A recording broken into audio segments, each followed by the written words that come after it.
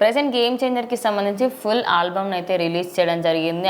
ఏది కూడా వదలకుండా అన్ని సాంగ్స్ రిలీజ్ చేశారు.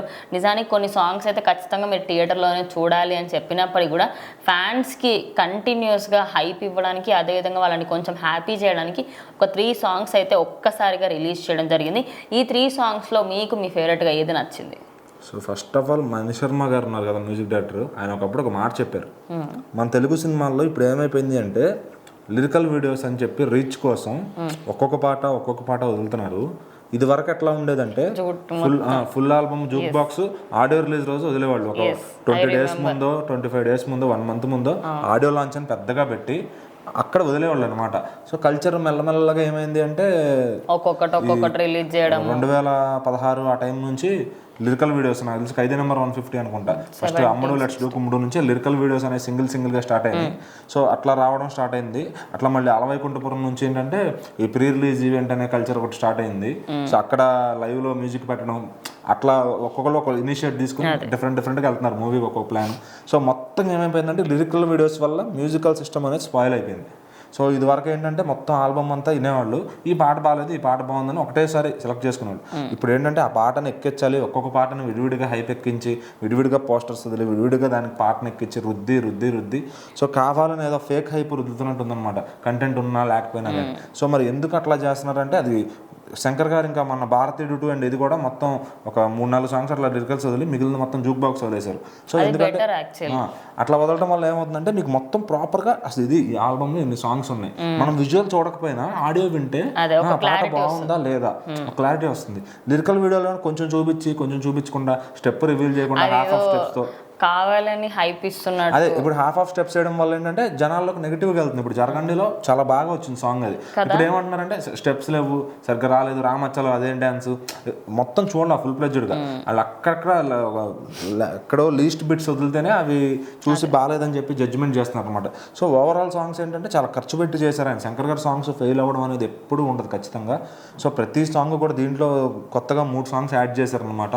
అరుగు మీద అనేది ఒక సాంగ్, అట్లానే కొండ దేవర అని ఒకటి, కోపా ర్యాప్ అనేది ఒక ర్యాప్ సాంగ్ హీరో ఎంట్రీ టైంలో ఉంటుంది అనుకుంటా, ఐ థింక్ సో. సో మరి మొత్తం కూడా ప్యాకేజ్ అంతా కూడా 7 సాంగ్స్ ఉన్నాయి. ఇంకొక theme song bond to shine ఒకటి వస్తుంది, అది కూడా ఇప్పుడు చెన్నై ప్రీ రిలీజ్ ఈవెంట్లో ఇప్పుడు రిలీజ్ చేస్తూ ఉన్నారు. సో ఖచ్చితంగా ఇంకా బ్యాక్గ్రౌండ్ స్కోర్ అనేది కూడా చాలా అద్భుతంగా వచ్చిందని చెప్తున్నారు గేమ్ చేంజర్కి. ఆల్రెడీ ఫైనల్ మిక్సింగ్ కూడా అయిపోయింది. సో ఇంకా కాపీస్ పంపించడమే లేట్ అనమాట. శంకర్ గారి దగ్గరుండి మొత్తం చెక్కారు సినిమాని. సో ఖచ్చితంగా ఆయన ఫేవరెట్ జోనర్, ఆయన స్ట్రాంగ్ జోనర్ ఇది పొలిటికల్గా. సో ప్రతి పాట కూడా ఖచ్చితంగా విజువల్గా ఫీస్ట్ ఉండబోతుంది అనమాట. మళ్ళీ అట్లా చెప్పాలి అంటే ఆల్రెడీ లిరికల్ వీడియోస్ అన్ని కూడా 50 మిలియన్ల దగ్గరికి టచ్ అయిపోతున్నాయి. సో ఇంకా ఆ థియేటర్లో చూసిన వాళ్ళకి అప్పుడు ఎక్కుతుంది అనమాట సాంగ్. అంటే ముందు ఎక్కకపోవచ్చు, కొన్ని సాంగ్స్ ఏంటంటే థియేటర్లో పనిచేస్తాయి. ఇదేం పాట అన్నారు, తర్వాత మహేష్ బాబు గారు మైండ్ బ్లాక్ సాంగ్ ఒకటి కూడా అట్లనే పేలలేదు. సో కొన్ని ఏంటంటే ముందు పేలం, థియేటర్లో విజువల్గా చూసిన తర్వాత ఇట్లా పెట్టారా ఈ సాంగ్, ఈ సిచ్యువేషన్లో వచ్చిందా అని అర్థమైతే కనుక ఆ సాంగ్ రీచ్ అనేది ఇంకాస్త ముందుకెళ్తుంది అనమాట. యాక్చువల్లీ గేమ్ చేంజర్ సాంగ్స్ అన్ని కూడా చాలా బాగా వచ్చినాయి. సో అంటే ఎక్కడ కూడా ఇది బాగాలేదు అని చెప్పడానికి అన్ని ఫ్రెష్ ట్యూన్స్, అట్లానే ఆ ట్యూనింగ్ లో కూడా కొత్త రిథమ్స్, కొత్త ఇన్స్ట్రుమెంట్స్, కొంచెం మనకు వింటేజ్ వైబ్స్ ఇస్తుంది. మళ్ళీ అంటే ఆ ఇన్స్ట్రుమెంట్ ఏది వాడారా బాబు తమన్ గారు అని ఆలోచించుకుని మరి వినాల్సి వస్తుంది, రిపీట్ గా ఇది వస్తుంది అనమాట.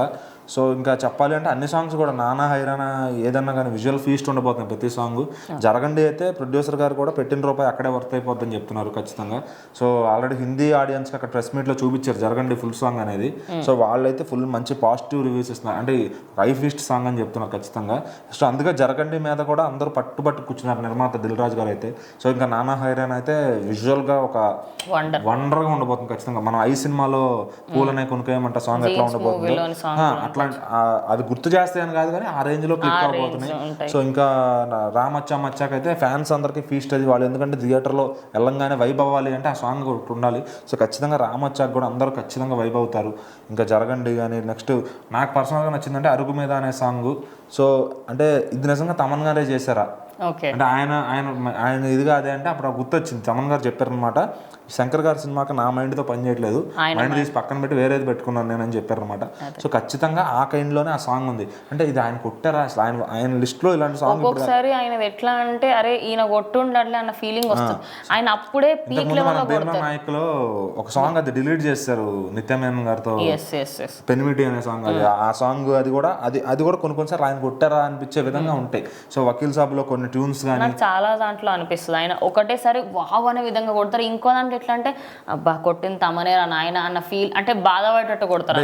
ఈ సాంగ్ ప్రత్యేకంగా సినిమాకి వెళ్ళిన తర్వాత ఆ సినిమాకే హైలైట్ అవబోతుంది. ఎందుకంటే అందులో అంజలి గారిది, రామ్ చరణ్ గారిది కెమిస్ట్రీ, వాళ్ళ పేర్లు కూడా అప్పన్న పార్వతి అని చెప్పి పెట్టారనమాట. సో ఆ పార్వతి అనే పేరు అసలు అంజలి గారి పేరు ఇప్పుడు దాకా బయటికి రాలేదు, ఇప్పుడే వచ్చింది మన ఈవెంట్లో ఆవిడే రివీల్ చేశారు పార్వతి అని చెప్పి. సో ఖచ్చితంగా ఈ పేరుతో వాళ్ళ ఎమోషన్స్తో, స్ట్రాంగ్ ఎమోషన్స్తో బయటకు వస్తారు ఆడియన్స్ ఖచ్చితంగా. ఇంకా మిగిలిన అన్ని కూడా సాంగ్స్ అన్ని కూడా బాగా వర్కౌట్ అవుతాయి. సో ఓవరాల్గా అయితే ఇది ఒక మంచి బెస్ట్ ఆల్బమ్ ఆఫ్ 2025 అవబోతుంది.